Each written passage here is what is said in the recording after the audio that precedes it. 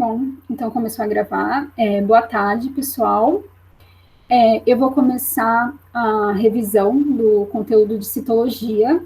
Então, a gente teve 6 aulas de citologia, e aqui eu vou passar por uns pontos para a gente relembrar. E se vocês tiverem alguma dúvida, coloquem no chat, tá bom? Então, eu vou iniciar aqui a apresentação.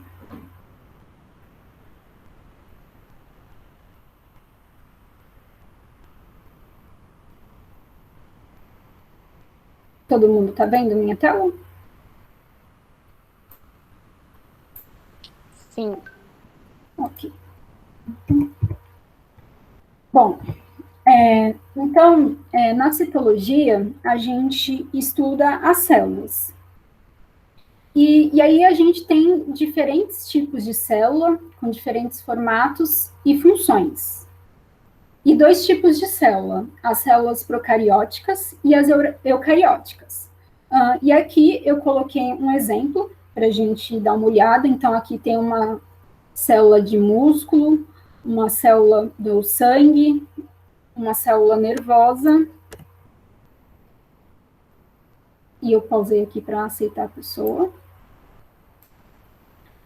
Uma célula de um espermatozoide e uma célula da pele. Então, vocês podem ver que tem diferentes formatos para cada tipo de função. E aí, temos a célula procariótica, que é típica de bactérias. Essa célula, ela não tem um citoplasma com organelas, e também nem um núcleo organizado. A região que fica o material genético, né, na célula procariótica, a gente chama de nucleoide. Né? Então, aqui eu coloquei essa figura que aponta as estruturas. Então, essa célula tem os ribossomos, flagelo, o nucleoide e o citoplasma. E aí, temos a célula eucariótica, que pode ser de animal ou vegetal. E aí, essa célula, ela tem muito mais organelas, então a gente pode dizer que essa célula é complexa no sentido estrutural. Né? Então, tem um citoplasma, esse citoplasma tem as organelas que a gente vai falar um pouco mais para frente, tem um núcleo delimitado, e nesse núcleo a gente vai encontrar o material genético, os cromossomos. Então, aqui uma célula vegetal e aqui uma célula animal. E aí, começando a falar das organelas, né, que foram 2 aulas, e aí a gente tem o retículo endoplasmático rugoso e liso. E, normalmente, essa organela, ela é encontrada próxima ao núcleo, e a gente chama de retículo endoplasmático rugoso, esse daqui em vermelho, e ele é chamado de rugoso porque ele apresenta ribossomos aderidos à sua superfície. Então, é por isso que ele recebe esse nome. E aí, ele tem como função principal a síntese de proteínas, que ocorre justamente nesses ribossomos que ficam aderidos à sua superfície. Além disso, ele é responsável pela produção das enzimas lisossômicas. Já o retículo endoplasmático liso, ele recebe esse nome porque ele não tem ribossomos aderidos à sua superfície, e ele é responsável pela síntese de lipídios, que são ácidos graxos, fosfolipídios, esteroides, e tudo isso acontece no interior das suas bolsas e tubos membranosos. Certo? E aí vem uma outra organela que se chama complexo golgiense, e ela também está muito atrelada ao complexo... Não, ela está muito atrelada ao retículo endoplasmático rugoso, e a gente vai entender isso aqui. Uma coisa que a gente acaba fazendo, né, quando a gente vai estudar biologia, é separar todos os conteúdos. Então, aqui, eu estou falando de várias organelas, Mas a gente precisa ter a ideia que essas organelas, elas trabalham juntas, né? Então, é tudo em função ali do ciclo da célula, das funções que essa célula vai fazer, né? Do que ela vai comandar ali no corpo. Então, essa é a ideia, né? A gente não pode pensar que cada organela está separada uma da outra, então tudo está trabalhando muito junto. Acho que isso é muito importante. Então, aqui o complexo Golgiense. O complexo Golgiense, a função dele é a secreção celular, tanto para fora da célula, né, para o meio extracelular, e também para dentro da célula.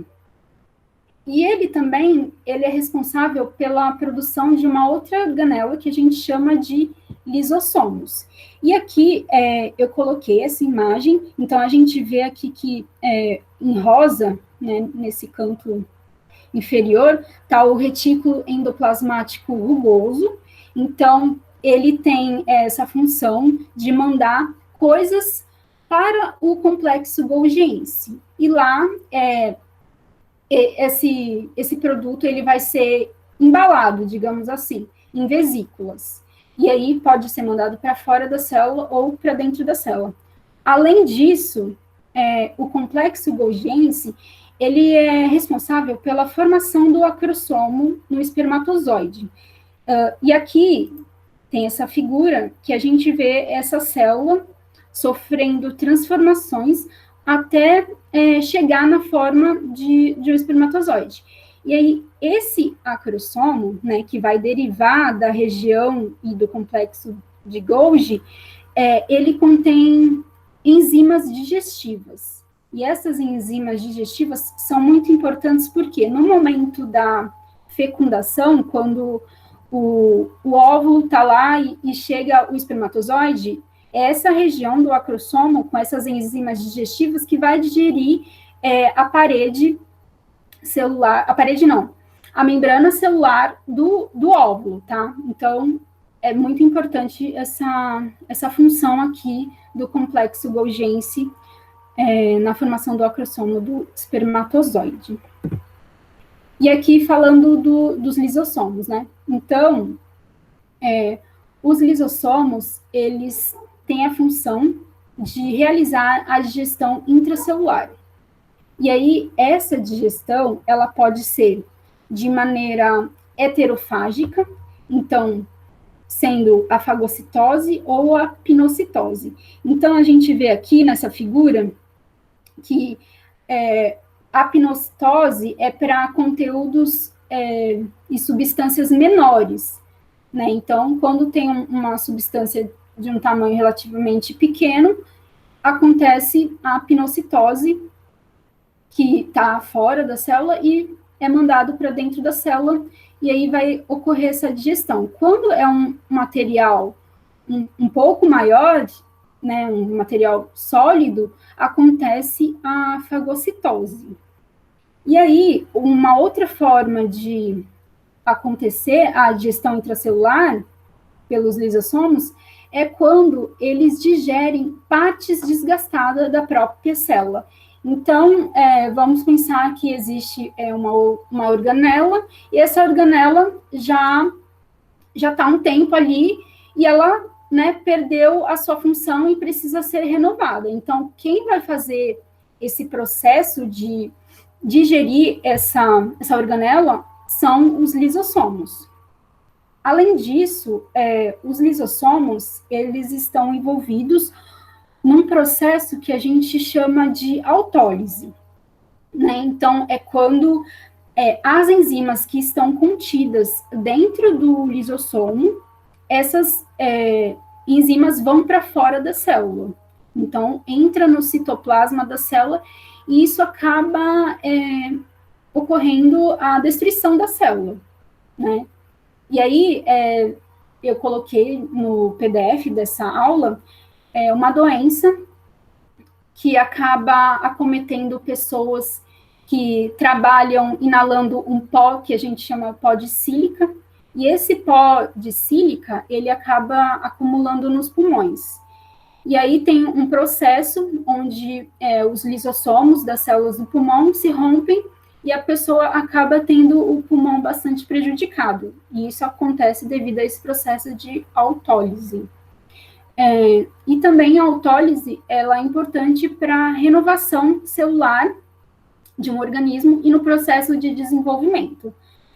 E aqui, para citar um exemplo, a gente tem os girinos. Os girinos, eles têm uma cauda, e aí o girino, ele vai sofrendo a metamorfose até, né, gerar um sapo. Então, a cauda dele, ela vai sumir, ela vai regredir por causa desse processo de autólise que vai acontecer ali na cauda desse animal.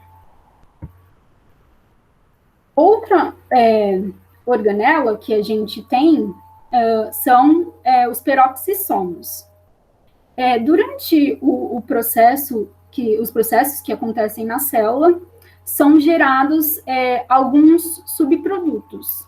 E aí, alguns subprodutos, como a água oxigenada, eles são tóxicos para a célula. Então, ele não pode ficar ali, porque vai prejudicar. Então, nos peroxissomos, a gente tem uma enzima que se chama catalase.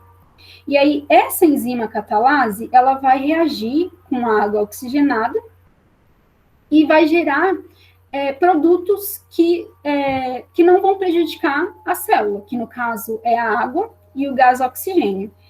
E aqui eu coloquei um esquema que ilustra isso, né? Como ocorre essa reação, porque é uma reação química que ocorre ali para poder gerar esses subprodutos que não são prejudiciais à célula. E aqui, nessa outra imagem, tem o citoplasma da célula do fígado. Então, a gente vê que esses verdes são os peroxissomos, né? Então, a gente sabe que o fígado, ele consegue eliminar as substâncias tóxicas do nosso corpo. E aí, é lá que os peroxissomos vão ajudar a eliminar essas toxinas do nosso corpo. E aí, eles vão ajudar a degradar essas substâncias. Então, por isso que nas células do fígado, a gente tem que os peroxissomos e uma outra organela, né, o retículo endoplasmático não granuloso, são bem desenvolvidos. Isso também é uma coisa que a gente precisa saber, porque dependendo do tipo de célula, por exemplo, se é uma célula com grande secreção, né, uma atividade que precisa secretar substâncias, a gente vai ter, por exemplo, o complexo de Golgi mais desenvolvido, né? Então, a gente tem o exemplo aqui da célula do fígado, que tem essa organela bem desenvolvida, porque a função dela é eliminar substâncias tóxicas. E aí, uma outra organela muito importante é a mitocôndria. Então, na mitocôndria, acontece um processo muito importante, como eu já disse, né, que é a respiração celular aeróbia. E aí, esse processo de respiração aeróbia, ele vai gerar o ATP. E o ATP é a energia que a célula precisa para realizar todas as suas funções. Certo? Então, acontece várias coisas aqui na mitocôndria que a gente vai estudar mais para frente no nosso curso. Então, a gente ainda vai ver isso. A mitocôndria, ela tem um DNA próprio. E aqui, essa imagem daqui de cima mostra essa organela como realmente ela é, né? Então, aqui deve ser uma fotografia por meio de microscopia eletrônica, e a gente consegue ver o formato dessa célula, né? Então, e aqui a representação dela com cor e tal, para a gente poder entender a cara dessa organela. E aqui a gente tem o cloroplasto, né? O cloroplasto, nossa, estou travando aqui. Ele vai ser encontrado somente nas células vegetais e algas. E de maneira estrutural, eles são semelhantes à mitocôndria, ok? E é nessa organela, né, que ocorre o processo de fotossíntese, né? Então, a partir da luz solar, as moléculas de água e gás carbônico vão reagir para formar o oxigênio, que a gente também vai estudar mais para frente no nosso curso, como que é essa reação, né, porque ela é mais complexa do que isso, do que eu estou falando, então ela vai ser estudada melhor mais para frente. E o cloroplasto, ele é verde porque ele tem a presença de um pigmento que se chama clorofila. E aí, uma outra organela são os ribossomos. Os ribossomos também são muito importantes para as atividades que acontecem dentro da célula. Então, eles são encontrados tanto nas células procarióticas e nas eucarióticas. Eles são responsáveis, pela síntese de proteínas, né? Então, os ribossomos, eles vão receber instruções do núcleo, né? Que o núcleo, como a gente viu, é a região onde fica o DNA, o material genético da célula, e aí, a partir de lá, vão ter vários comandos para ser realizado a divisão celular e outros processos, e um deles é a síntese de proteínas, que é realizada pelos ribossomos. E aqui a gente tem os centríolos. Os centríolos, eles não são considerados por alguns autores como uma organela. Então, dependendo de quem a gente estuda, ele pode ser classificado como uma organela, e tem outros que não o consideram. E aí, a gente fala que os centríolos, ele é muito importante, por quê? Porque são eles que vão ajudar no momento da divisão celular, né?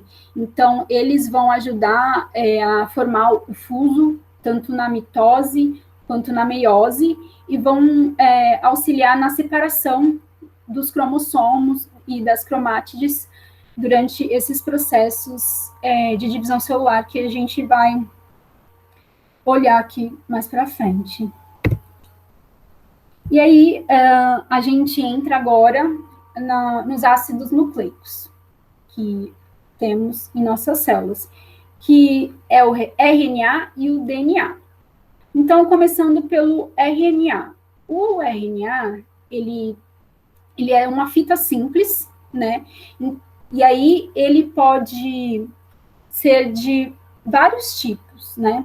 Tem o RNA mensageiro, o RNA transportador e o RNA ribossômico, que a gente vai estudar mais para frente. E aí, ele tem como a base nitrogenada, que é a uracila, que é exclusiva do RNA, que a gente também já viu nessa aula de ácidos nucleicos. O DNA, por sua vez, ele é uma fita dupla, complementar, né? E aí o DNA, ele armazena as informações genéticas de todos os organismos e está localizado no núcleo, né? Então, como base nitrogenada, a gente encontra a timina, que é exclusiva do DNA. E aqui eu coloquei pequeno, né? Essa figura que mostra o DNA, que ele está bastante condensado na forma de um cromossomo aqui duplicado, como vocês podem ver. Então, aqui a gente vai entender melhor aqui como esses ácidos são compostos. Então, aqui, ó, esses ácidos, eles são formados por nucleotídeos. E aí, a gente chama de nucleotídeo a junção de um ácido, que no caso é o ácido fosfórico, uma ribose e uma base, que pode ser uma base púrica ou uma base pirimídica. No caso do RNA, a gente vai encontrar como a ribose, e a ribose nada mais é que uma molécula de açúcar, a gente vai encontrar a ribose no RNA. Já no DNA, a gente vai encontrar aqui a desoxirribose. E essa é a forma de um nucleotídeo. E aqui são as bases que, como eu falei, são as bases púricas e as bases pirimídicas. Então, a gente tem adenina, uracila, só do RNA, citosina, guanina e timina, só encontrada no DNA. E aqui, falando um pouquinho mais do DNA. Então, a gente tem aqui os nucleotídeos e as bases se ligando, né, entre si por pontos de hidrogênio. Então, a gente tem que a adenina, ela sempre vai se ligar com uma timina, e uma citosina sempre com uma guanina. Essa é uma ligação específica que sempre vai acontecer entre essas bases. E aqui, essa outra figura, né, do nosso lado direito, mostra por que o DNA ele é semiconservativo, né? Porque a sua duplicação é semiconservativa. Porque, vamos imaginar aqui, a gente tem uma fita de DNA e aí ela vai ser aberta. E aí, quando ela é aberta, sempre uma fita, ela vai servir de molde para outra, né? Para sua duplicação. Então, sempre vai ter uma fita antiga e uma nova. E aí, por esse processo, a gente diz que essa duplicação, essa replicação é semi-conservativa. Tudo bem? E aqui a gente já entra na parte de divisão celular. A gente tem dois tipos de divisão celular, a mitose e a meiose. A mitose a gente chama de uma divisão equacional, porque a quantidade de material genético vai se manter a mesma depois da divisão celular, né? Então, as células filhas são geneticamente idênticas às células mãe. Esse tipo de divisão ocorre nas células que a gente chama de somáticas, que são as células do nosso corpo. Então, unha, cabelo e várias outras células se multiplicam por meio da mitose. E aí a mitose tem as suas fases, né? Então, que a gente já viu também em aula com mais detalhes. Então, G1, S, G2, e aí a gente chama de intérfase, e de fato a mitose, né? Que aí é a prófase, a metáfase, a anáfase, e por último a telófase, que é quando a célula é dividida em duas.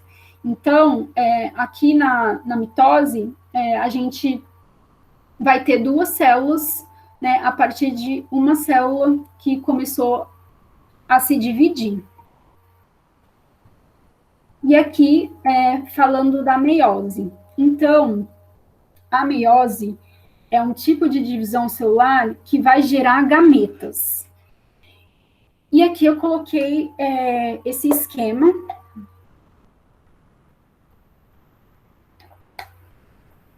para ilustrar. Então, aqui, vamos imaginar dois adultos, né? E aí, a partir das suas células germinativas, que no caso da mulher é o óvulo, e do homem é o espermatozoide. E aí, essas células vão formar um zigoto, que vai dar origem a uma criança. Então, a gente é 2N, as nossas células germinativas são N, a gente chama de N, e aí eu já vou explicar o que significa isso. E aí, essas duas células N vai formar um zigoto 2N. Então, usando isso como exemplo, eu falo que a espécie humana, ela tem 46 cromossomos em suas células, né, nas células do nosso corpo, e 23 cromossomos nas células dos nossos gametas. E é a partir desse momento aqui, né, da fecundação, que a gente restabelece o nosso número de cromossomos enquanto espécie, né? Porque a nossa espécie tem 46 cromossomos. E aí outras espécies têm outros números de cromossomos, e a partir da fecundação vai restabelecer o número de cromossomos da espécie.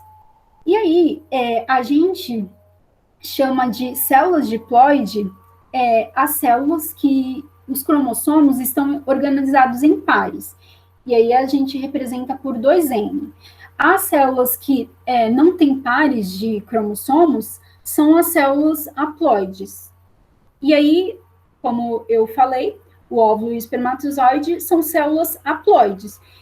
E a meiose vai nos dizer como uma célula diploide se torna haploide. E aí, por isso que a gente chama a meiose de um processo reducional, porque na meiose já ocorre duas divisões, a meiose 1 e a meiose 2, ao contrário da mitose, que só ocorre uma divisão celular. E aqui, na mitose, uma célula vai dar origem a 4 células que são diferentes geneticamente da célula-mãe. Isso é muito importante da gente saber.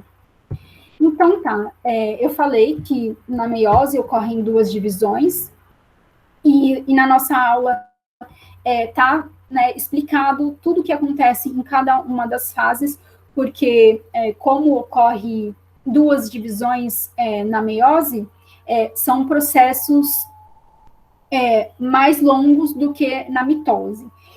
E aí, na meiose, ela é típica de organismos que se reproduzem de maneira sexuada, e como eu falei, essas células são geneticamente diferentes da célula-mãe, né? As células filhas são geneticamente diferentes porque ocorre o processo de permutação gênica ou crossing over na prófase 1 da meiose 1.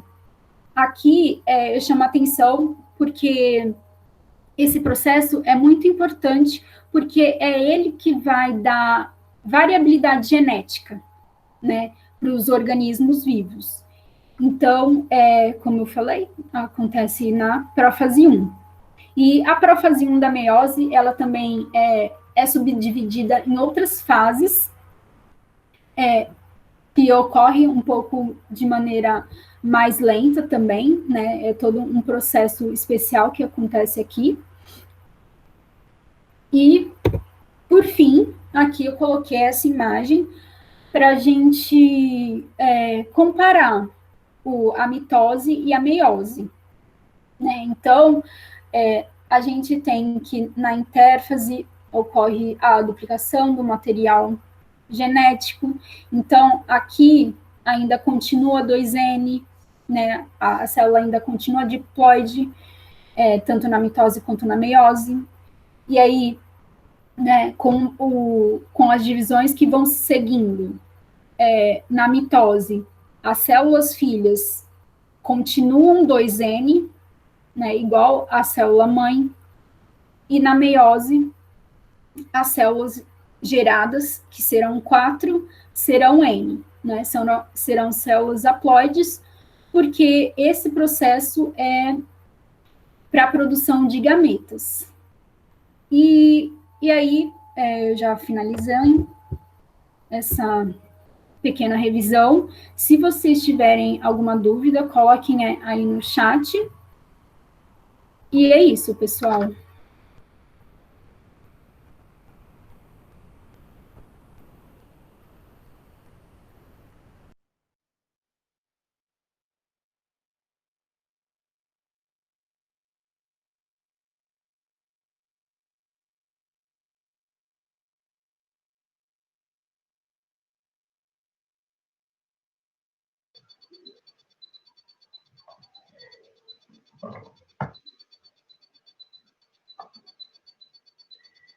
Então, gente, a Paula terminou a parte dela, né? Alguém tem alguma dúvida para ela responder?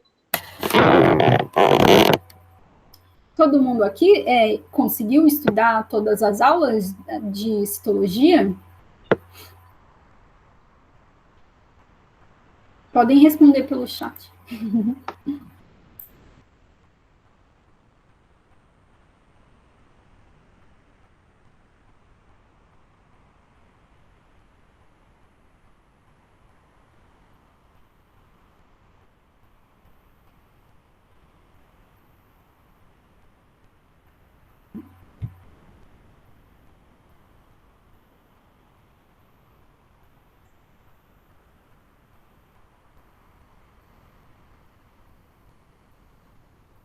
Ah, sim, Mayara.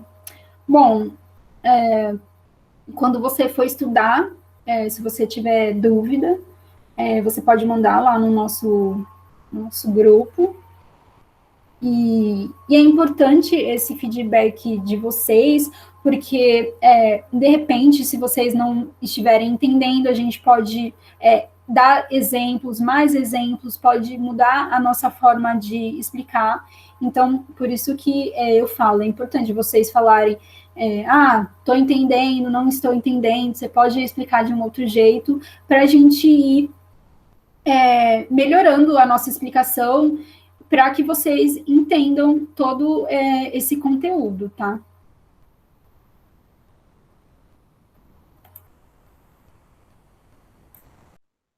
Oi, gente. Eu queria falar uma coisinha. Eu não tenho nenhuma dúvida, mas eu acho que biologia é muita nomenclatura e aí ela me ferra na maioria das vezes. Mas eu acho que o que você passou agora foi tanta coisa que, meu Deus, não tenho nem. Eu acho que eu tenho 1000 perguntas, mas eu não sei nem como colocar, sabe? Mas eu acho que é isso. Deu pra entender assim direitinho. Mas o que você falou de mais exemplos, assim, por exemplo, relacionar com o cotidiano, talvez ficaria mais fácil de entender, não sei. Mas eu acho que é só isso mesmo. Obrigada, viu? Ah, imagina. Sim, realmente, biologia tem muitos nomes. Tanto eu como o professor Davi, a gente coloca, às vezes, a origem dessa palavra, né? Veio do latim, porque é uma forma da gente entender de onde veio esse nome. E aí, se possível, conseguir relacionar e gravar esse nome. Mas realmente são muitos nomes e num período tão curto como esse aqui, eu falei um monte de coisa e a gente estuda um monte de termos que realmente é difícil. Você tem toda a razão. E dá medo mesmo. Esse monte de nome.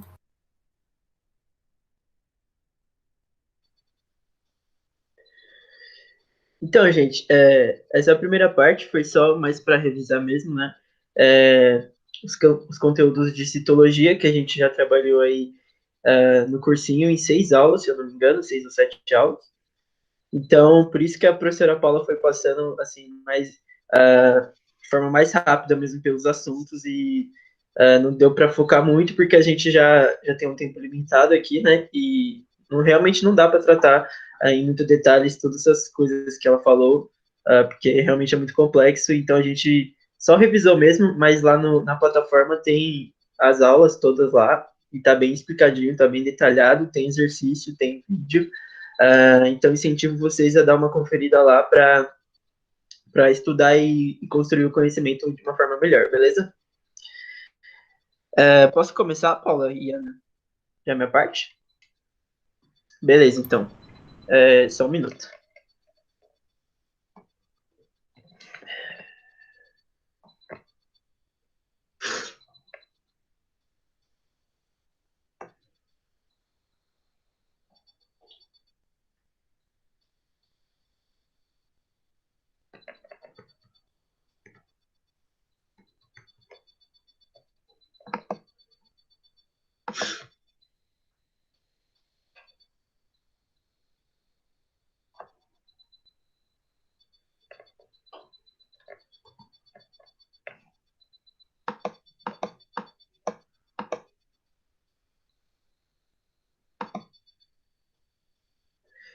Gente, Ana e Paula, vocês ligam o microfone aí para ver se tá tudo certinho aqui, porque eu não consigo ver duas janelas ao mesmo tempo.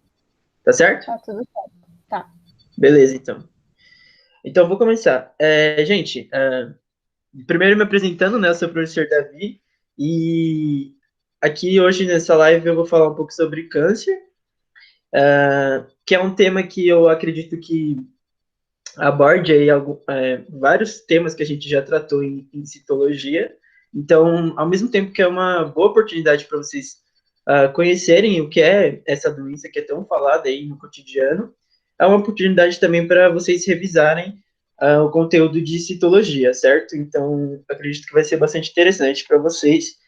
E também eu vou aqui falar, né, como que mais ou menos os vestibulares abordam esse tema do câncer, né, que é uma doença aí que é responsável por grande parte da mortalidade, né, mundial. Então, é uma das doenças que mais mata no mundo. A Ana depois vai poder falar, né, mais sobre isso. Então, o vestibular, nesse sentido, ele cobra bastante o câncer. Ele, de fato, não cobra um conhecimento muito específico, né, da doença, mas é interessante que ele consegue relacionar com assuntos da biologia clássica mesmo, da citologia. Então, principalmente assuntos como meiose, mitose, né, mutações genéticas, moléculas como ácidos nucleicos, são bastante importantes esse conhecimento dessas coisas para você conseguir entender o câncer. Então, o vestibular traz essa contextualização e relacionando, né, o câncer com os temas clássicos da biologia, tá? Bom, então vamos lá, né?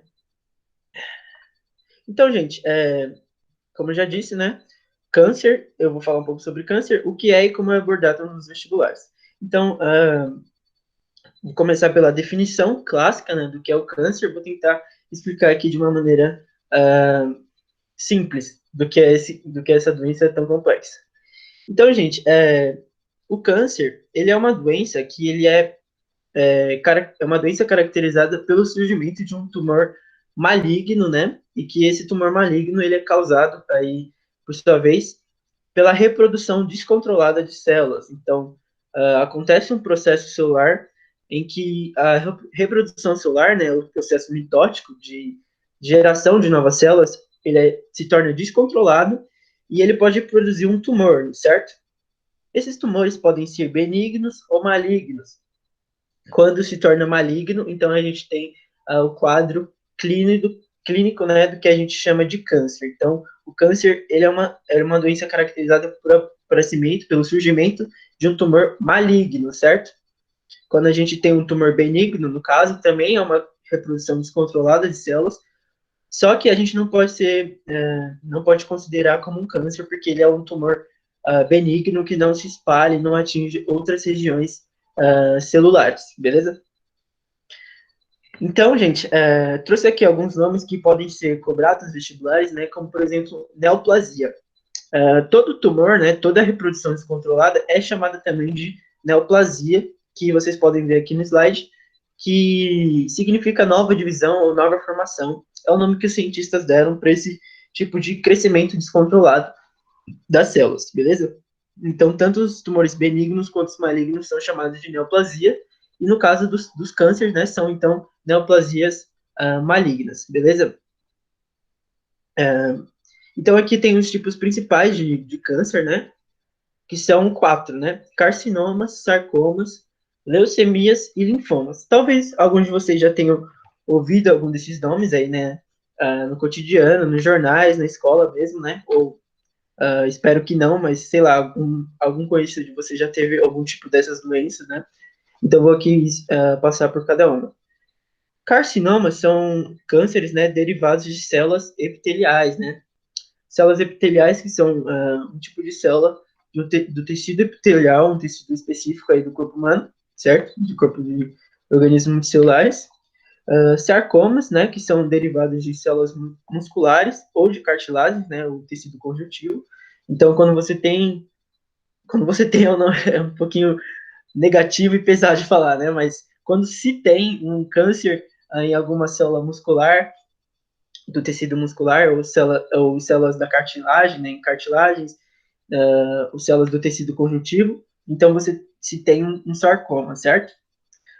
Um nome bastante conhecido por vocês, eu imagino, que seja leucemia, né? E leucemia é o famoso que falam, né, o câncer do sangue, né?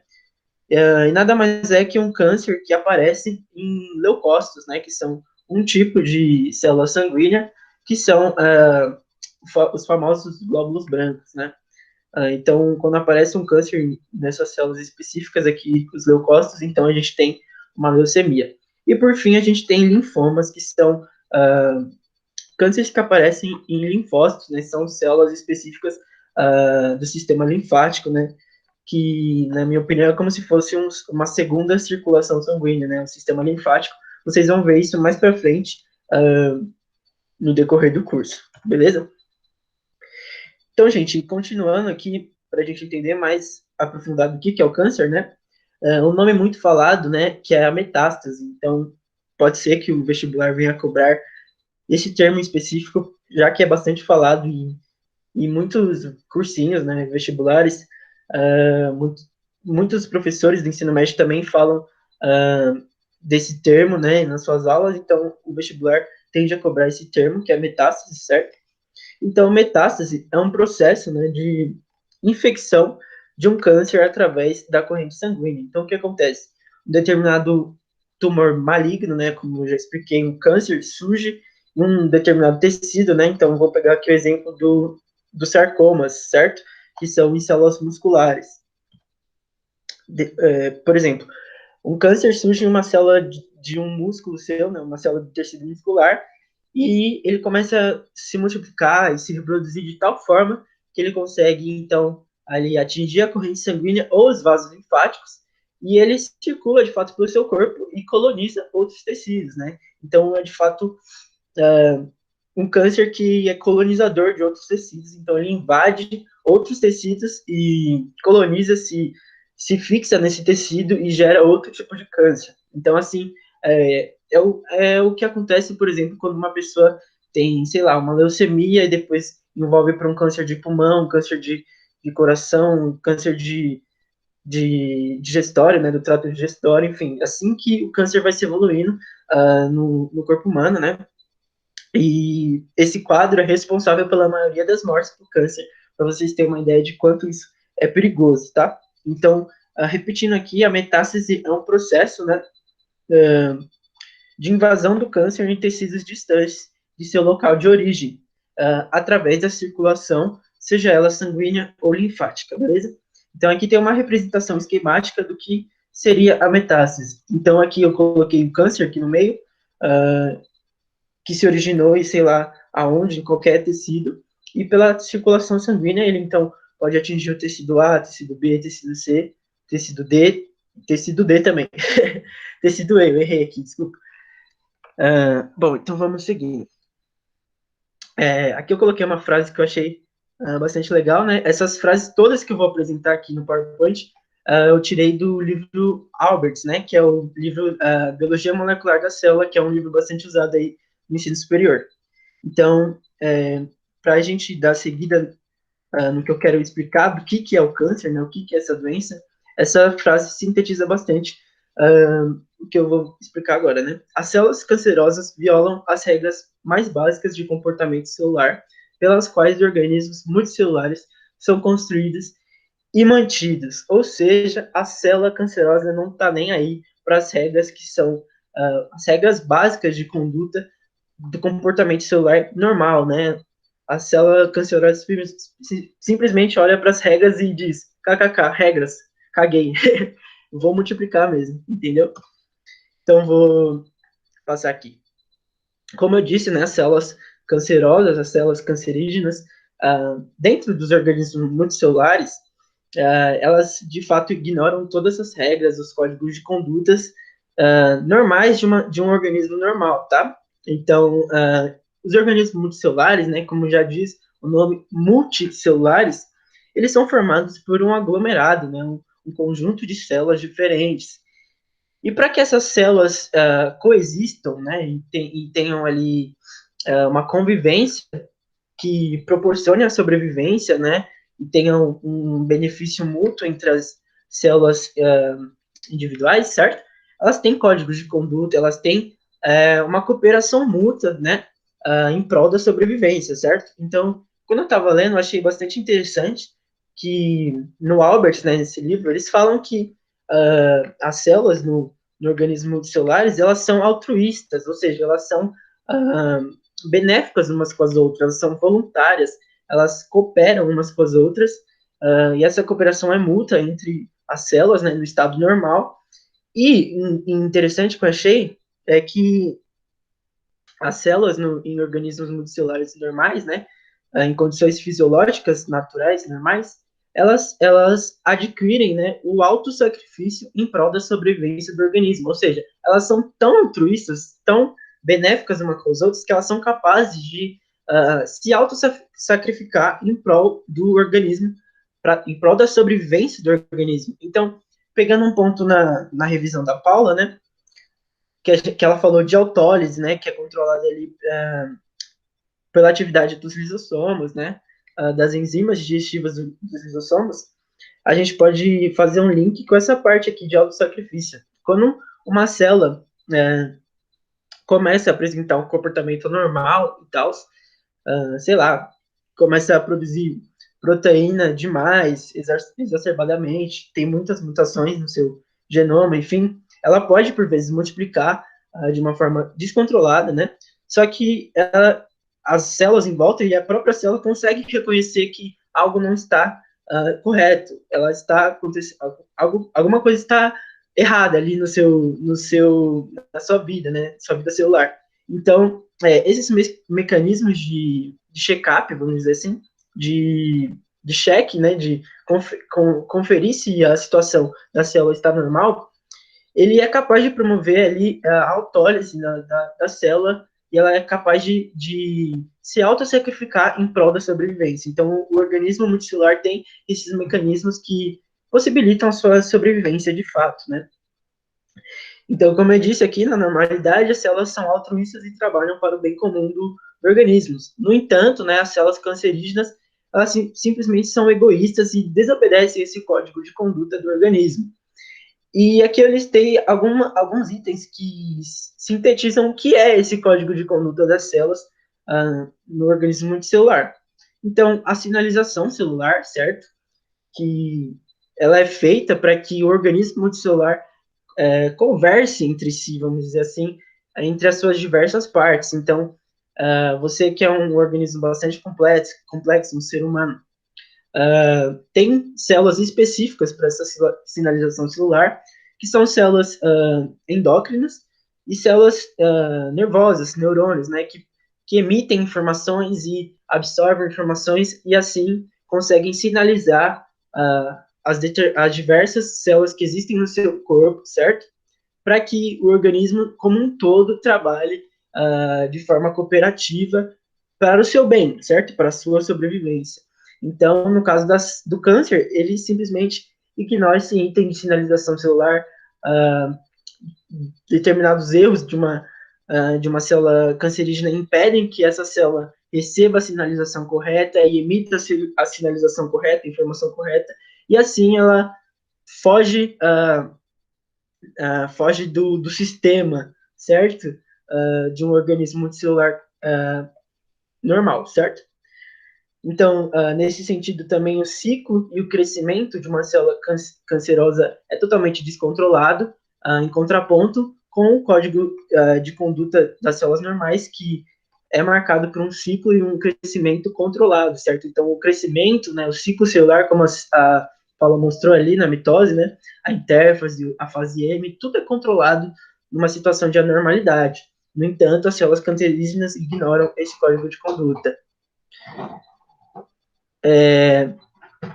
Outro código de conduta das células, que é a morte celular programada, né, que é chamada de apoptose, que é também um mecanismo que a célula tem quando alguma coisa está errada, ela promove essa morte celular voluntária, né, que também está ligada com o autossacrifício que eu falei, que é um mecanismo mais específico que a gente vai abordar mais para frente, que se chama de apoptose, certo? E também, né, o controle da arquitetura dos tecidos também, isso é um código de conduta das células em anormalidade, eles controlam ali, né, a morfologia, a arquitetura dos tecidos, e as células cancerígenas, como vocês já viram em algumas imagens, elas simplesmente ignoram isso e crescem de forma bizarra, né, então, tipo, a morfologia de um tumor é bastante esquisita e ignora a arquitetura dos tecidos, enfim.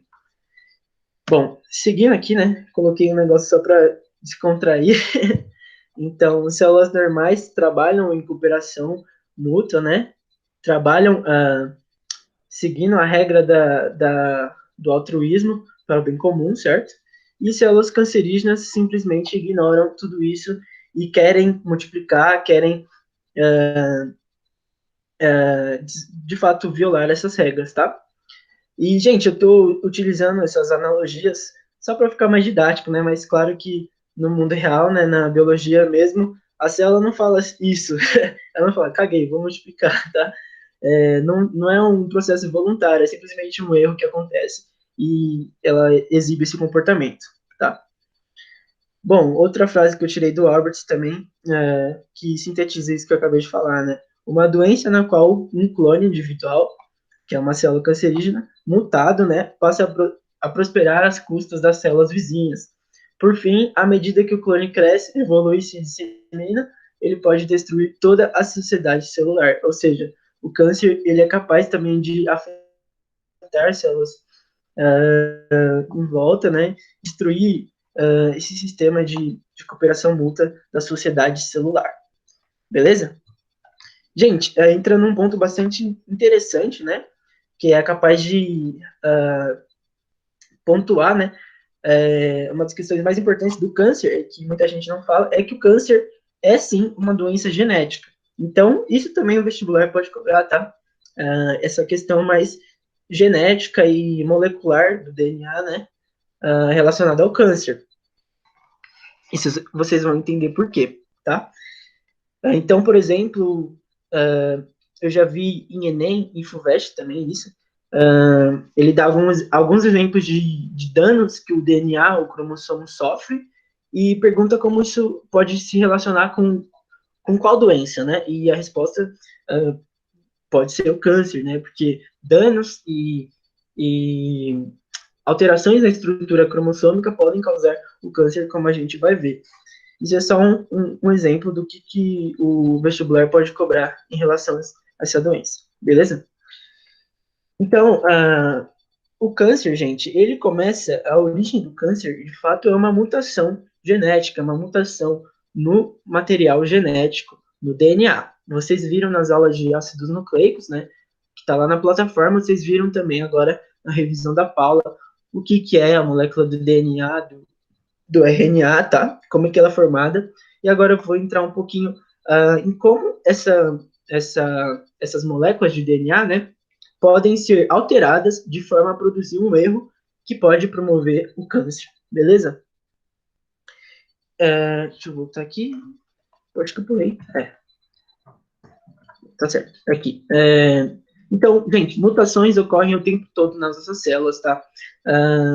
Isso decorre de vários fatores, tá? Um dos fatores que pode ser também cobrado no vestibular é que, por exemplo, o processo da mitose, de replicação celular, ele não é capaz de cobrir todos os erros. Então, eventualmente, pode acontecer um errinho nessas fases, né, e que isso gere algum tipo de mutação no material genético. Por exemplo, pode perder uma parte de um cromossomo, pode perder um cromossomo inteiro, pode ele, sei lá, trocar alguma sequência, né, do gene, do genoma, né, das bases nitrogenadas podem ser translocadas por vezes ou deletadas, inseridas outras bases, enfim, tudo isso provoca mutações no material genético como um todo. No entanto, como eu disse, né, isso ocorre o tempo todo. No entanto, o organismo é capaz de conviver com essas mutações sem nenhum tipo de dano maior. Ele consegue, ele tem um mecanismo, vamos dizer assim, de adaptação a essas mutações. Então, o organismo consegue reconhecer mutações e se adaptar a essas mutações e sobreviver de forma normal. O organismo ele é capaz de controlar essas mutações, certo? O que acontece no câncer é que essas mutações ocorrem em genes específicos. Esses genes são quais genes? São genes que controlam a reprodução celular, certo? Ou então, como eu coloquei um exemplo aqui, né? Pode ser em genes das proteínas de check-up da mitose, ou seja, genes que controlam a mitose, o processo da mitose, e fazem com que esse processo se torne descontrolado. Quando uma mutação ocorre em algum desses genes, né, que a gente tem uma reprodução descontrolada e bizarra de uma célula, então provoca um tumor, certo?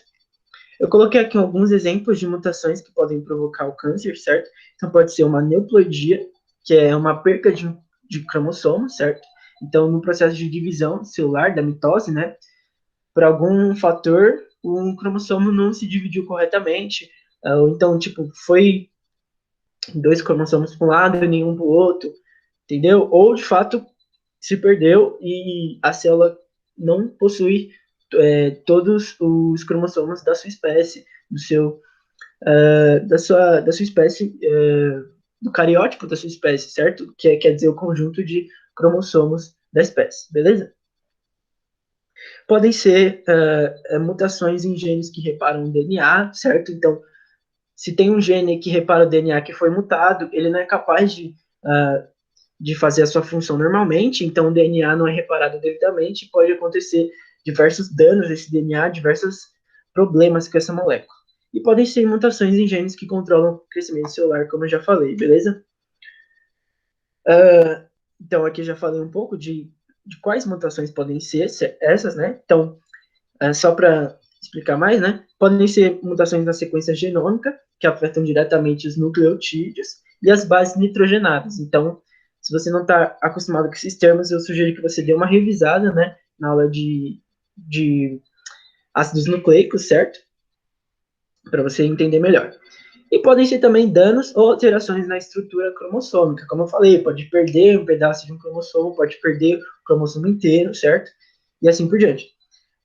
E essas mutações, gente, para produzir um câncer, elas têm que ser passadas de uma célula à sua prole, né? A sua célula filha, e assim gera toda uma linhagem defeituosa, certo? Gerando uma linhagem defeituosa, essa mutação vai sendo copiada, e vai produzir um monte de células defeituosas, que de fato é o tumor maligno, o benigno, no caso, que é o câncer, né? O tumor maligno é o câncer, então são nada mais que um conjunto de células defeituosas que têm mutações prejudiciais à sua vida celular, beleza?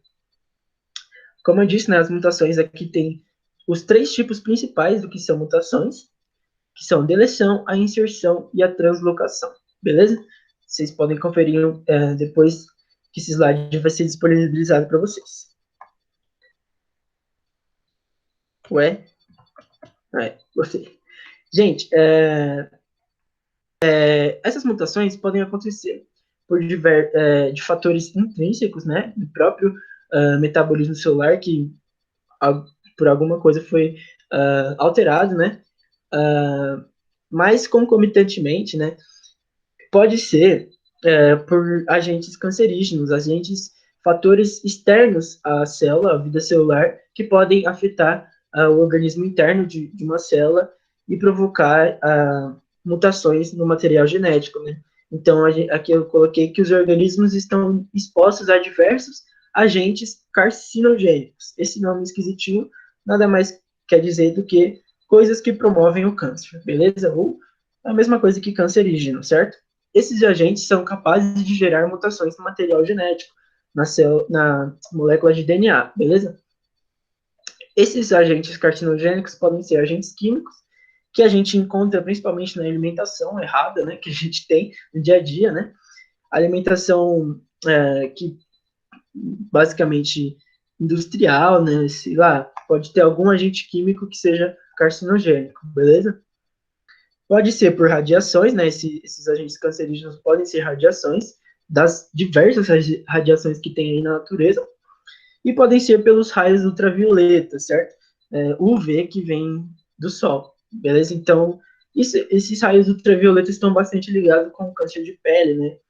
Sei lá, pessoas que não costumam, não têm o hábito de, como eu, não tenho o hábito de usar protetor solar e pega muito sol, e, enfim, a pessoa é exposta frequentemente a esses raios ultravioletas, né, na pele, e esses raios ultravioletas podem causar mutações no material genético de células da pele, e você aí tem um tipo de câncer de pele, né?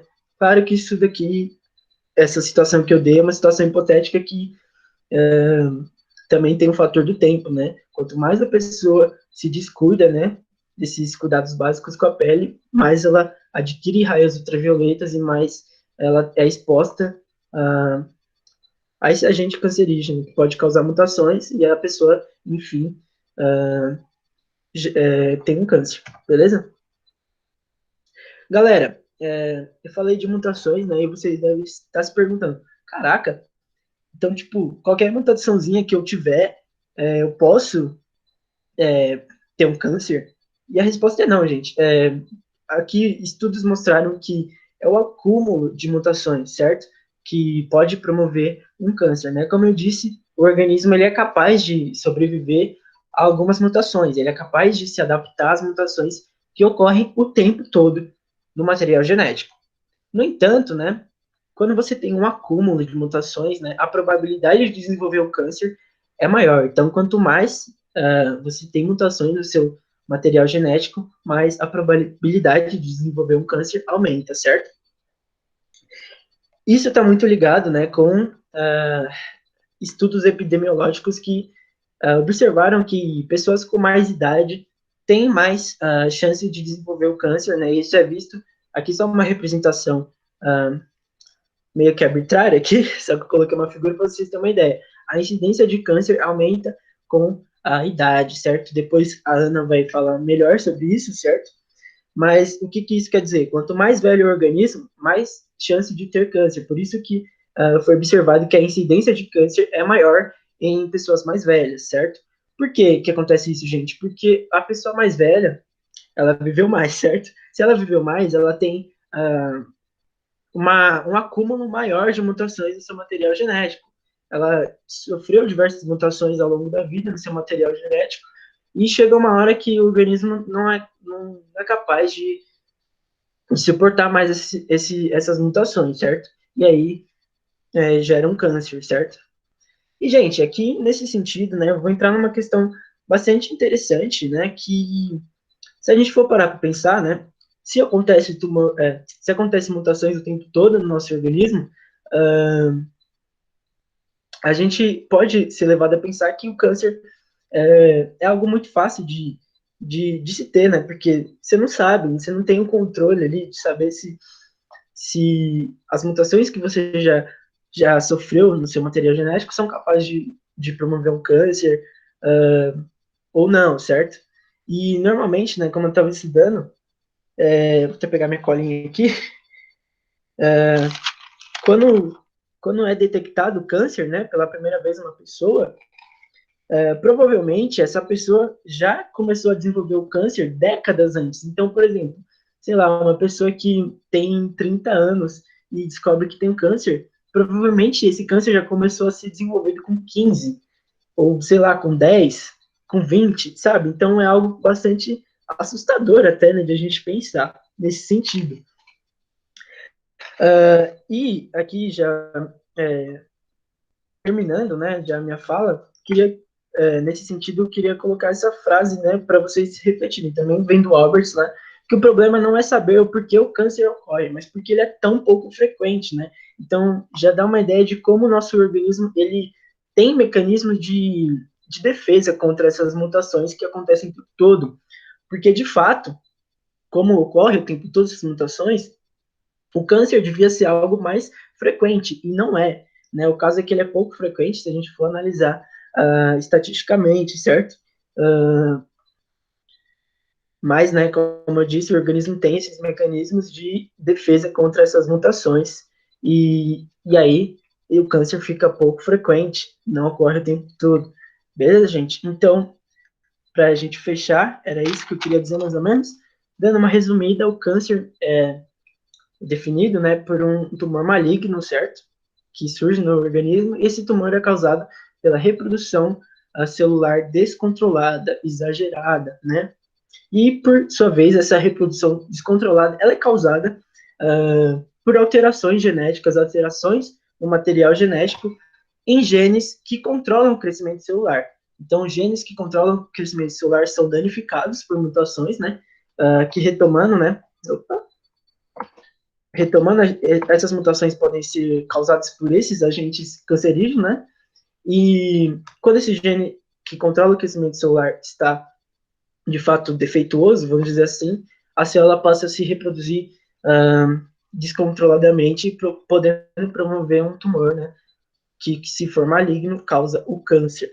Beleza, gente? Então a gente tem que ter essa ideia, principalmente para o vestibular, que o câncer ele começa no DNA, certo? Ele começa no material genético por alguma mutação que ocorreu e essa mutação é replicada e copiada e assim forma um câncer, um tumor maligno, certo? Então, bom, espero que vocês tenham conseguido pegar mais ou menos o que o vestibular pode abordar em relação ao câncer. Eu montei minha apresentação baseada nisso, né? No que o vestibular pode abordar. Então, pode abordar essas partes de agentes cancerígenos, pode abordar a parte genética, né, molecular, né, das mutações, enfim, e também pode abordar a parte epidemiológica, que diz que quanto mais velho o organismo, mais chance dele ter câncer, e nisso vocês vão ver melhor com a Ana. Beleza, gente? Então, é isso, eu fico por aqui.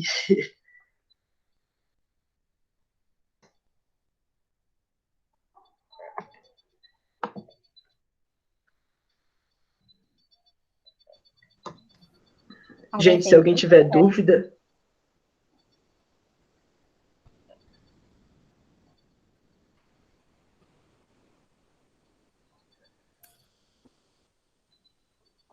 Só respondam se não também no chat.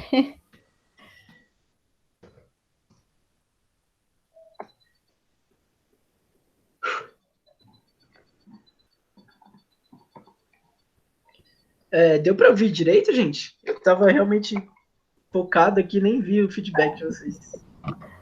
Deu sim, Davi. Tudo certo. Beleza.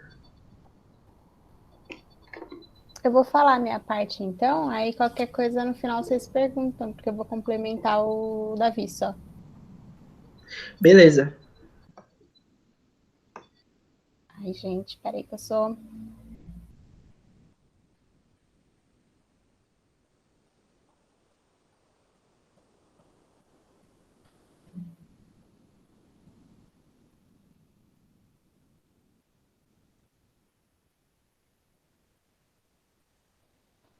Oi?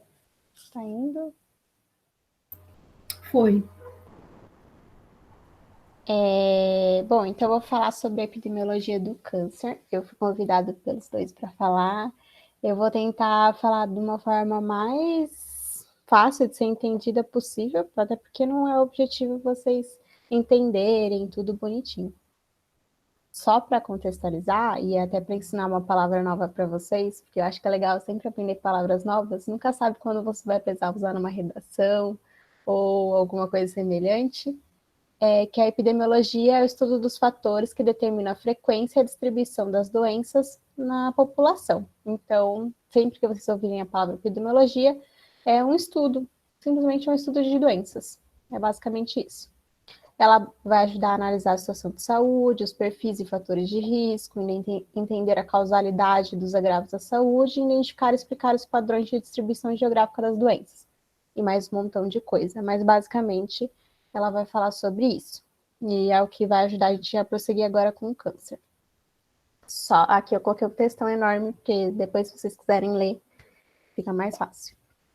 Só para contextualizar, o câncer ele vem de um processo de transição demográfica e epidemiológica que vem surgindo desde a época da industrialização. Então, os professores de história, claramente, só para também contextualizar com outras disciplinas. A gente mudou a nossa forma de ser, de estar em sociedade, começou a ter condições de trabalho diferentes, condições de nutrição diferentes, começou a ter consumo das coisas de formas diferentes. Então, antes a gente estava muito voltado a uma sociedade agrária, depois a gente começa a ter troca de produtos, ter outros tipos de produtos, mudou toda a nossa nutrição, a nossa forma de ser e de agir em sociedade. O que isso acontece? Acho que vocês já ouviram falar, eu não sei se já foi abordado em geografia, mas tenho certeza que isso já foi abordado em algum momento com vocês, na vida de vocês, a história da pirâmide. Então, a gente tinha uma pirâmide, todo mundo era uma pirâmide, as sociedades, a gente tinha muita criança nascendo e pouco idoso. Quando iam ficando idosos, as pessoas morriam. Tem uma sociedade que morre com 40 anos, é o mais velho que as pessoas chegam. Hoje, a gente já mudou muito, a gente já tem um formato de barril. Nascem poucas crianças, as pessoas ficam mais no período intermediário, adultas, e aí ela também tem uma quantidade de idosos maior. A ideia é que essa pirâmide inverta em algum momento. Os países que ainda estão em processo de desenvolvimento, que nem o Brasil, a gente tem esse processo de pirâmide ainda sendo, de barril ainda sendo construído. As sociedades europeias, elas já têm, muito, muito idoso e nasce pouquíssima criança. Tem lugar que implora para as crianças terem filhos. O que isso tem a ver com a epidemiologia e o câncer? A gente mudou a nossa forma de ter doenças. Então, quando a gente foi controlando as doenças que são transmissíveis, que nem o Covid tem agora, sempre aparece uma ou outra, mas antes muitas doenças eram assim, a gente tinha varíola, que ia matando muita gente, as pessoas não conseguiam chegar à fase idosa. E agora que a gente conseguiu controlar essas doenças por meio de vacina, medicamento, saneamento básico e outras, a gente conseguiu fazer com que as pessoas ficassem mais idosas. Ficando mais idosas, consequentemente, elas começaram a ter mais doenças crônicas, e o câncer faz parte das doenças crônicas. Como o Davi disse, então a gente, quanto mais velha a gente vai ficando, maior a probabilidade de ter câncer. Dentro das doenças crônicas estão diabetes, hipertensão, que são praticamente doenças que a gente chama de doenças de idosos. Sempre você vai conhecer um idoso que tem alguma dessas doenças. Então, isso foi mudado, e aí a gente está passando por um novo processo de entendimento de como essas doenças funcionam. Basicamente, a gente pode dizer que 1 a cada 6 pessoas morrem de câncer no mundo inteiro. Então, é muito grande, assim, a gente tem alcançado bastante. Eu peguei alguns dados que saiu esse ano da OMS, que eles fazem algumas estimativas sobre o câncer no mundo. Então, em 2018, 18,1 milhões de pessoas morreram. Em 2040, vai ser 29,4 milhões de pessoas que vão morrer por câncer durante um ano. Então, é muita gente. A gente tem que estar aumentando esse processo e quando a gente aumenta essas doenças, a gente precisa ter mais visão sobre elas. No Brasil, a gente tem uma ideia de que em 2020 vai morrer 215 pessoas a cada 100 mil. A cada 100 mil pessoas que morrem, 215 são homens de câncer e 145 para mulheres. Então, os homens morrem mais de câncer do que as mulheres. Essa é a ideia que a gente consegue ter. Eu trouxe aqui um gráfico bem basiquinho que eu puxei, nem tá, nossa, lindo, maravilhoso, mas só para a gente ter noção de como os tumores, os cânceres, as neoplasias representam na mortalidade no Brasil. Elas são a segunda maior causa de mortalidade no Brasil. Elas só saem perdendo para as doenças do aparelho circulatório. Aqui eu separei por CID, o grupão do CID, então a gente não consegue entrar muito adentro, porque, por exemplo, doenças do aparelho circulatório tem 10 milhões de doenças do aparelho circulatório. Talvez quando a gente abrisse isso, algumas doenças subam e outras desçam.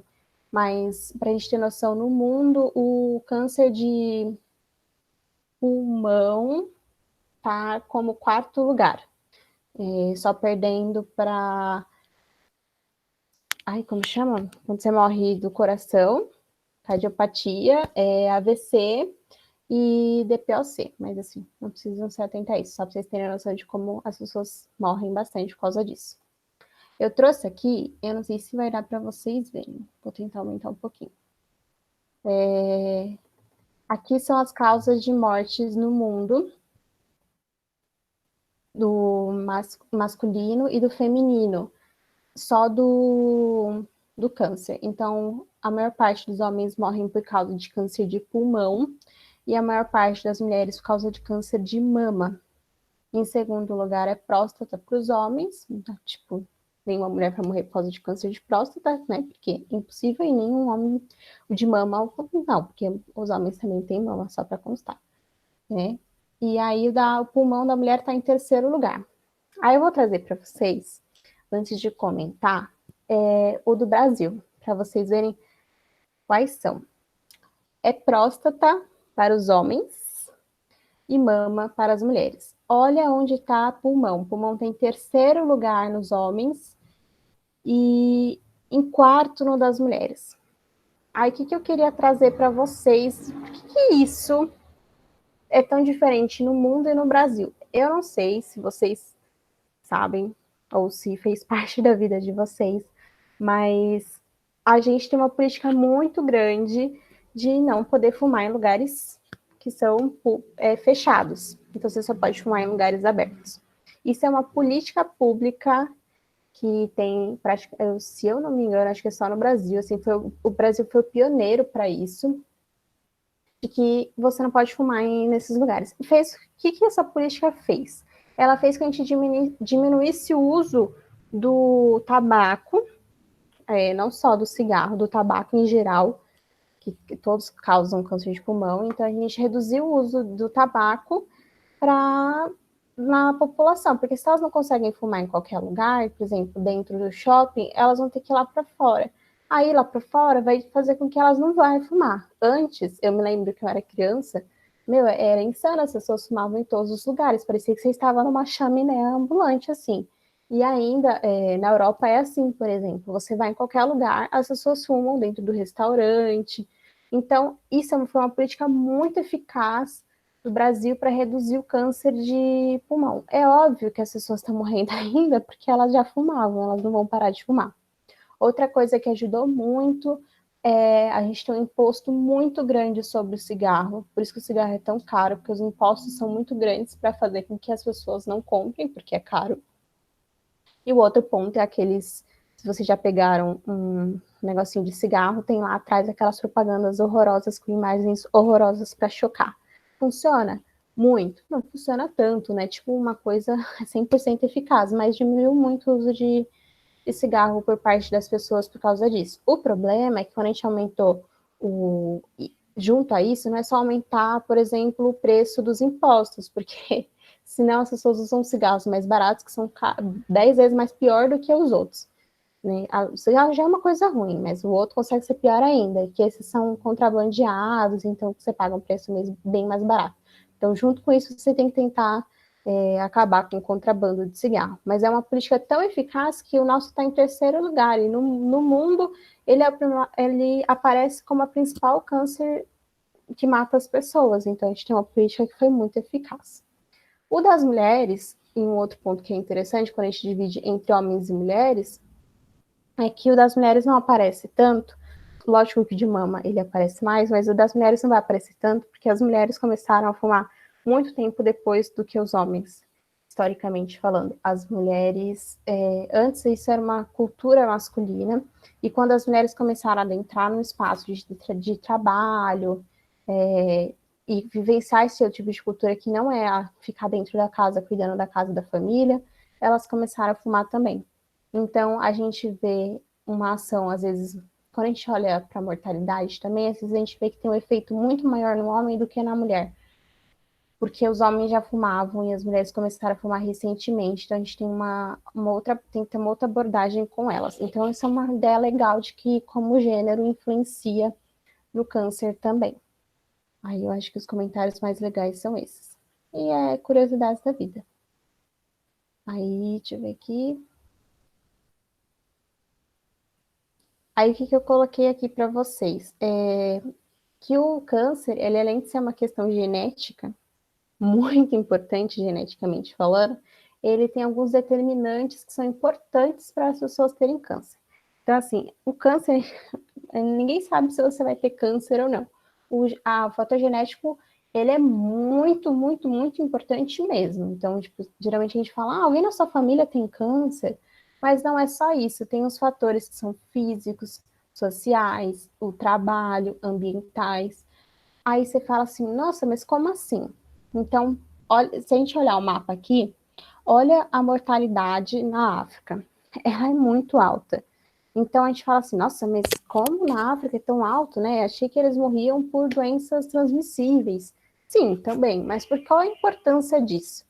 Lá a gente está falando, e no Brasil também, que a gente ainda está no período de transição, a gente tem uma diferença de renda, de educação, de moradia, de emprego, de dieta, de cultura, de gênero, de etnia, em ambientes muito diferentes. Então, por exemplo, o trabalho. Lembra que o Davi falou sobre radiação, ou a Paula também falou sobre aquele pozinho? Então, em determinados trabalhos, a gente pode estar predispostos maior a alguns fatores que podem aumentar o risco de ter câncer. Então, áreas ambientais onde tem algum fator ambiental que pode influenciar isso. Social, que é a própria questão da moradia, a dieta é muito importante, então assim, se você não tem dinheiro, você não tem uma dieta adequada. Geralmente as pessoas que são mais pobres, comparadas a quem é mais rico, têm um acesso diferente de alimentação, então eles vão ter um alimento mais básicos, que são arroz e feijão, e primordialmente industrializados, bolachas, miojo, a gente sabe, né, que a gente adora umas coisinhas assim. Então, essas coisas fazem que a gente tenha uma dieta diferente, até porque comprar uma fruta e uma verdura é muito caro. Então, é só um exemplo de como a gente pode ter essa diferença. Outro fator que conta bastante na África, por exemplo, é porque eles não têm acesso a tratamento. Então, as pessoas morrem mais porque elas não vão ter como tratar o câncer. O Brasil só não está tão feio por causa disso, que a gente tem acesso universal e gratuito para todo mundo tratar o seu câncer. Aí, alguns pontos importantes que eu vou trazer para vocês. O câncer, então, ele não tem uma causa única. Lembra que eu falei lá em cima que a epidemiologia ela estuda causalidade? A causalidade a gente fala de uma causa única. Então, assim, a gente não consegue dizer para as pessoas o que causa um câncer.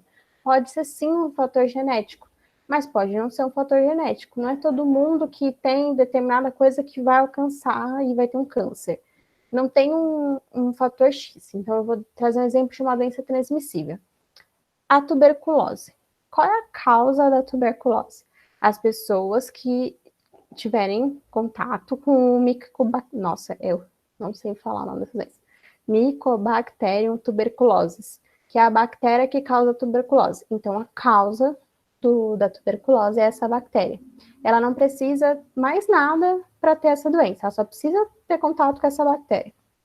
Se ela tiver um HIV, se ela tiver presa, por exemplo, tudo isso pode agravar a doença, mas não necessariamente vão causar a doença. Para causar a doença tem que ser a tuberculose. Diferentemente do câncer, ele tem múltiplas causas que podem causar um câncer. Um outro ponto importante é que ela é extremamente silenciosa, ela não tem sintomas, então a gente só fica sabendo, que nem o Davi falou, 15, 20, 30 anos depois, dependendo da doença.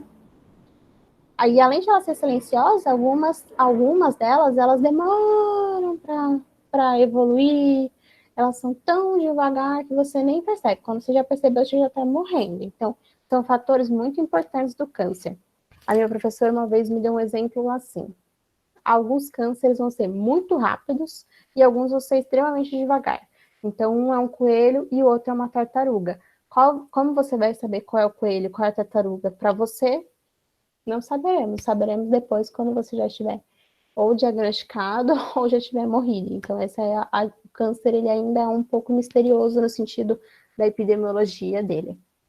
Elas são bem mais complicadas, você não vai dar um antibiótico para ela e para se curar, porque isso não existe. Então, ela tem a clínica bem mais complicada e ela tem a genética, o ambiente e fatores de risco que podem aumentar.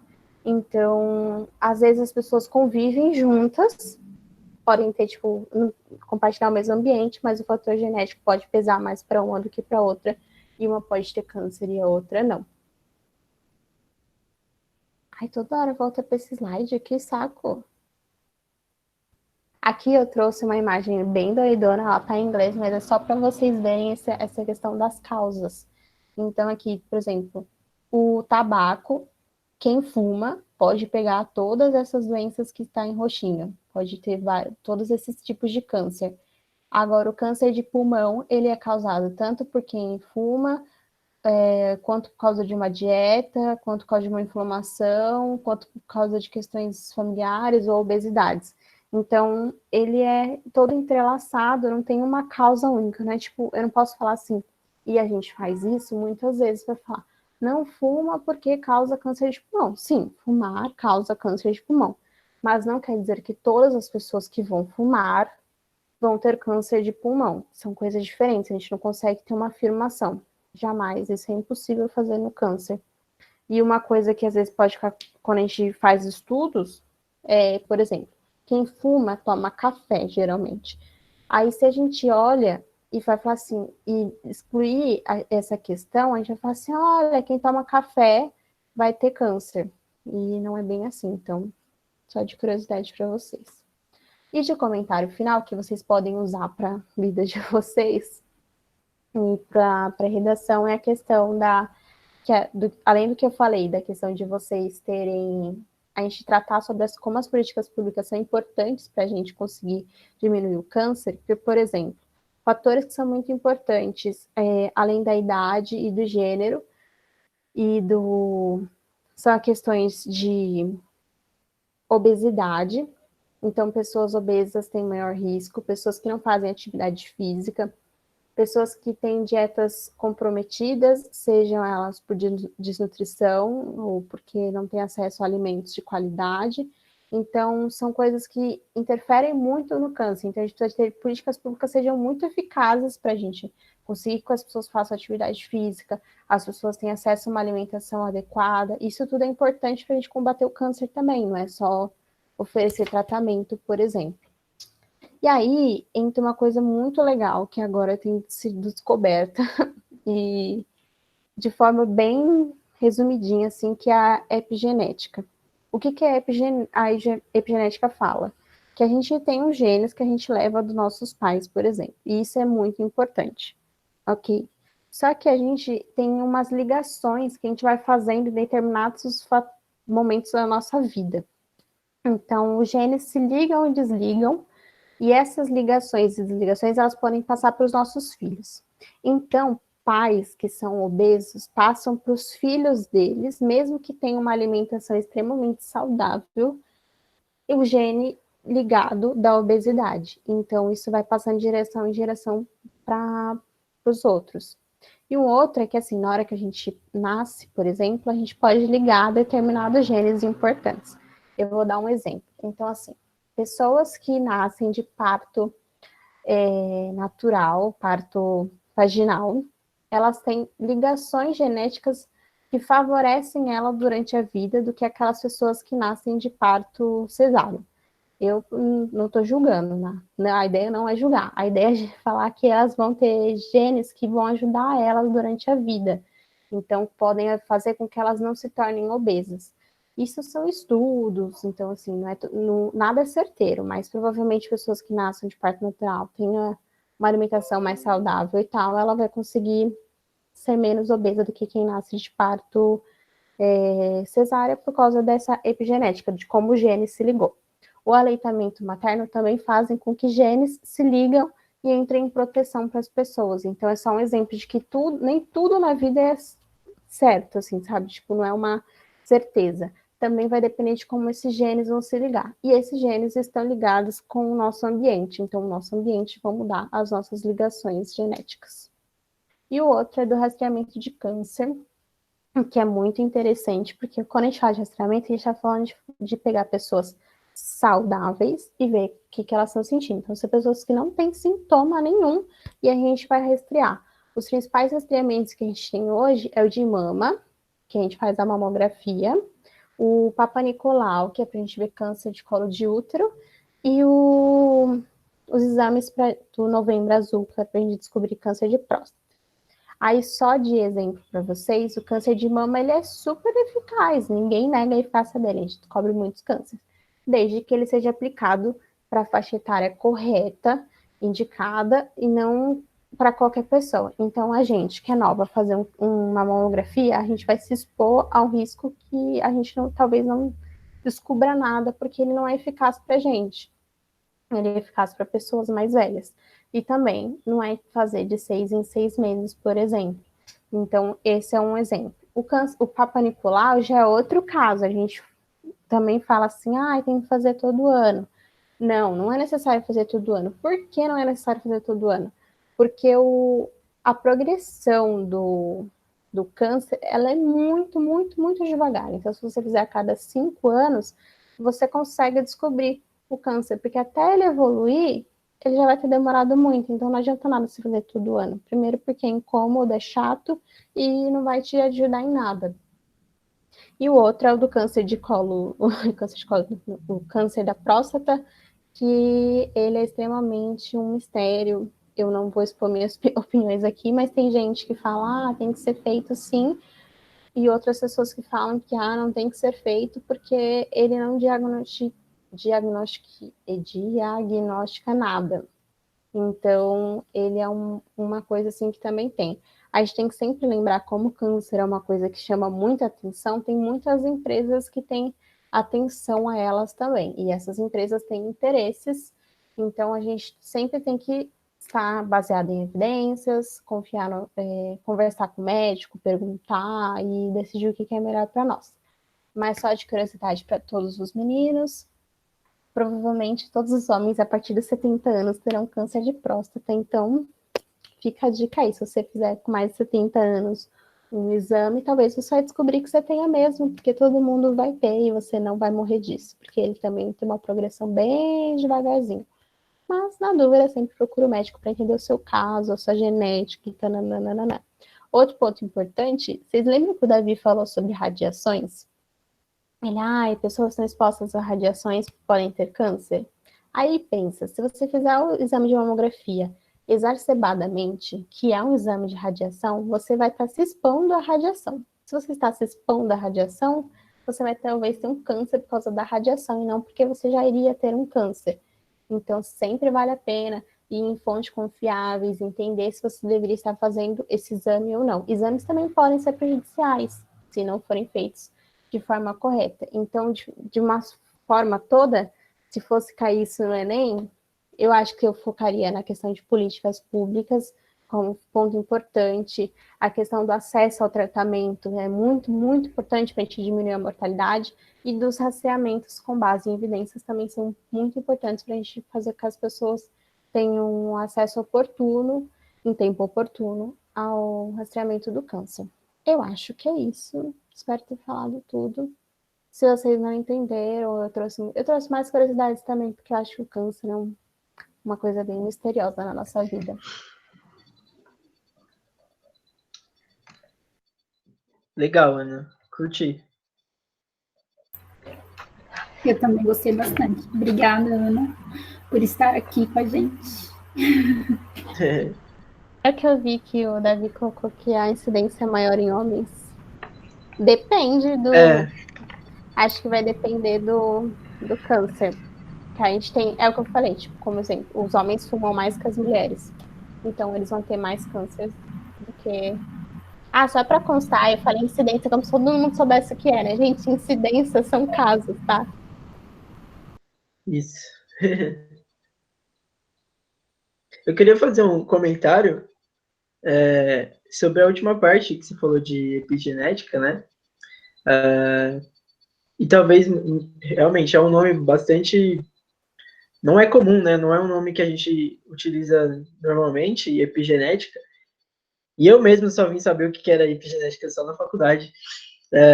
Mas eu queria falar de, como eu disse na minha apresentação, de agentes cancerígenos. Também tem agentes, né, que são anticancerígenos, certo? E aí está relacionado com essa parte da epigenética. Epigenética, né, nada mais é do que fatores externos ao genoma, né, que podem ali ativar determinados genes. Então, a gente tem, por exemplo, um exemplo da epigenética para diferenciação de tecidos, para formação, por exemplo, do sistema nervoso, um exemplo, né? No caso dos agentes anticancerígenos, né? Eu vi um estudo sobre, se eu não me engano, era ômega 3, que é um agente anticancerígeno, né?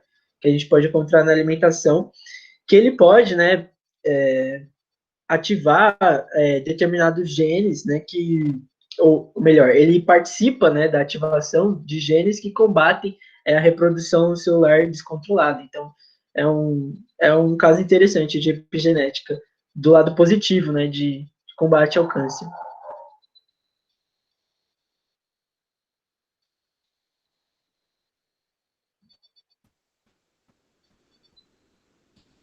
Eu sou a doida das curiosidades, né? Lembra que eu falei do parto, gente? Só pra me justificar, porque parecia que eu odeio parto cesárea. Sim, eu não sou a maior fã do parto cesárea. Não vou negar. Eu acho que ele tem que ser feito com coisa. Mas aí, pra vocês verem como é engraçado, é que ele é uma coisa fisiológica que vai mudar a genética. Mas o que vai ajudar muito a questão da microbiota, todo mundo tem bactérias no seu intestino. Então, e como quando a gente passa pelo canal vaginal, a gente vai entrar em contato com essa microbiota. E quando a gente sai pela barriga cortada, a gente vai entrar em contato com nada. A gente vai entrar em contato com bactérias que são ruins, que são as que estão no hospital. Então, geralmente, eles fazem o quê para ativar essa epigenética? Eles pegam um pedaço de gases, coloca dentro do canal vaginal e passa depois no bebê, besunta, que nem a gente faz com frango, assim, sabe? Então, é uma ideia que a gente pode fazer com isso. Então, eu acho legal nesse sentido de como a genética, ela também pode ser positiva, né? Não só transformar as pessoas em câncer. Nossa, que interessante, eu não sabia disso. Também não. Bom, gente, já está aqui mais de 1h30 de live.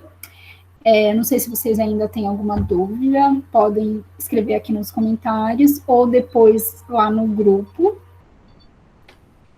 E se ninguém tiver nenhuma dúvida, a gente já vai encerrando.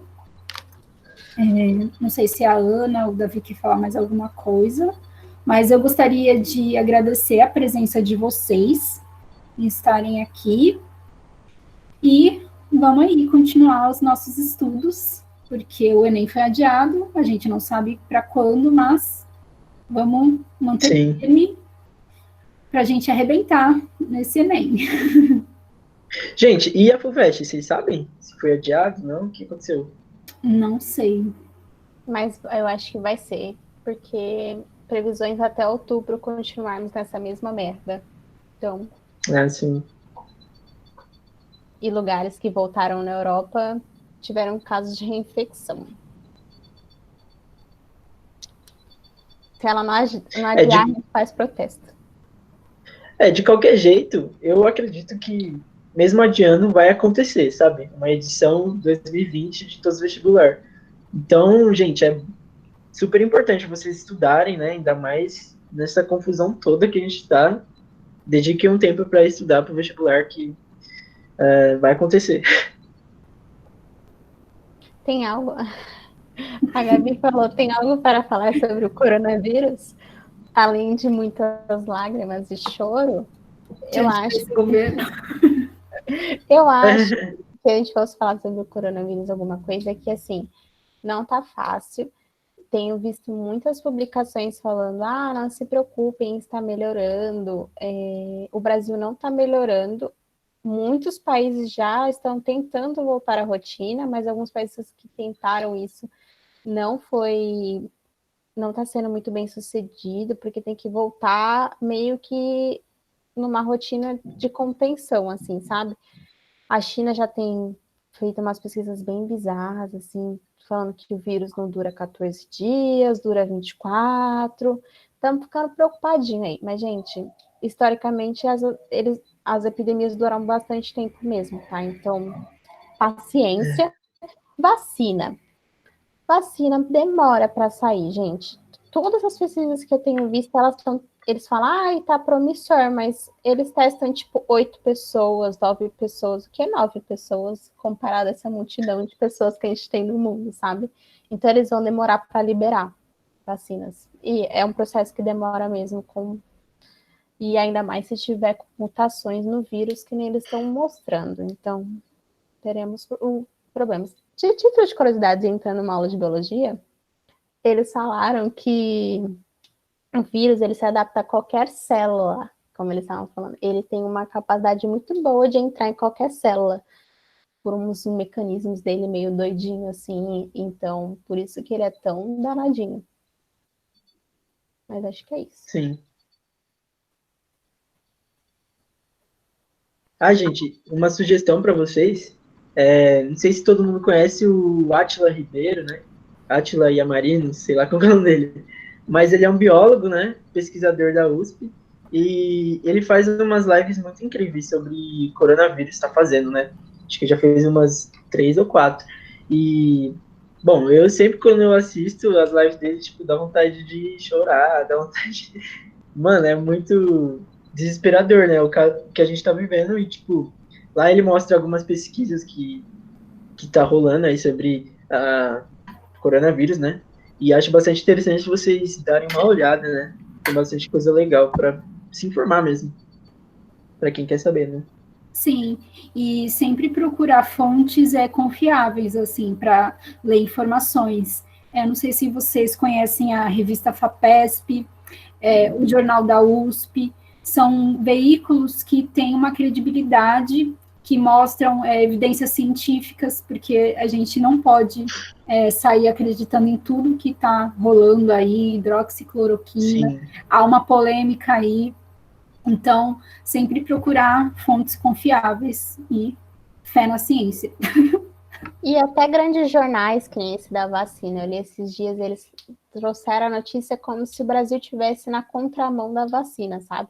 Falaram assim, os países estão testando em humanos e o Brasil está testando em animais. Mas, gente, faz parte do processo de testagem de vacina, então, assim, grandes jornais também podem parecer coisas que não são, então a gente também tem que tomar cuidado. Por isso eu concordo com a Paula, nos lugares que a gente vai confiar. Mas eu poderia dizer para vocês, muita paciência, calma, vamos tentar ao máximo manter a nossa sanidade mental, porque é o máximo que a gente vai conseguir fazer nesse tempo.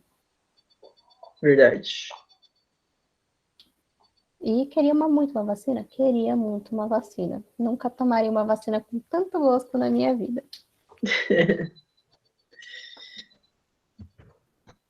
Mais alguma dúvida, gente?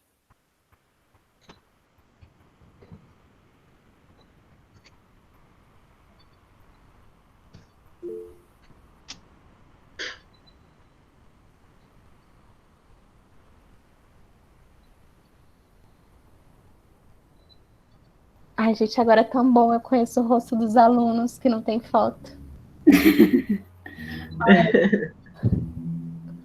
Verdade.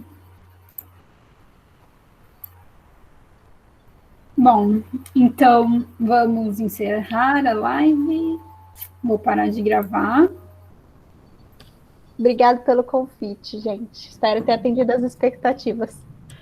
Foi muito bom, obrigada. Entendeu, sim. É isso, então, gente.